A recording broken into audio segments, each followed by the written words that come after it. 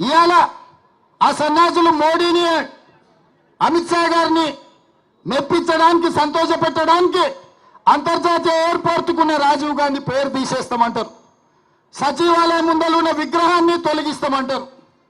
నేను అడుగుతున్నా, మీ తాతలు ముత్తాతలు మీ మొత్తం జాతి వచ్చిన రాజీవ్ గాంధీ గారి విగ్రహాన్ని కూడా ముట్టుకోలేరు. మళ్ళొక్కసారి నేను చెప్పదలుచుకున్నా, రాజీవ్ గాంధీ విగ్రహం మీద చెయ్యేస్తే మీ ఈపు చింతపండు కాకపోతే నా పేరు మార్చుకుంటా అని నేను చెప్పదలుచుకున్నాను.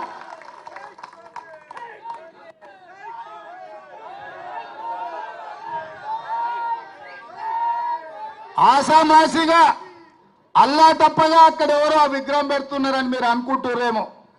మేమే పెట్టినాం.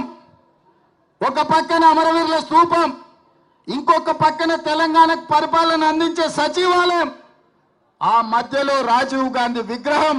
లక్షలాది మంది దేశం యొక్క స్వతంత్రం కోసం, ఈ దేశ సంపదను కాపాడే ప్రతి యువతకు ఆదర్శంగా ఉండే వ్యక్తి రాజీవ్ గాంధీ. అందుకే వారి విగ్రహాన్ని అక్కడ పెట్టుకున్నాం. నక్లెస్ రోడ్డు మీదకి వచ్చే లక్షలాది మంది రాజీవ్ గాంధీ గారిని చూసి, వారి విగ్రహాన్ని చూసి స్ఫూర్తి పొందాలి. వారి విధానాలు తెలంగాణ రాష్ట్రానికి స్ఫూర్తినివ్వాలి. తెలంగాణ రాష్ట్రం అభివృద్ధి పదం వైపు నడపాలి అన్నది మా ఆలోచన. అటు పక్కన అంబేద్కర్ విగ్రహం, ఇటు పక్కన ఇందిరాగాంధీ గారి విగ్రహం, ఇంకొక పక్కన పివి నరసింహారావు గారి విగ్రహం. లేని విగ్రహం వల్ల రాజీవ్ గాంధీదే.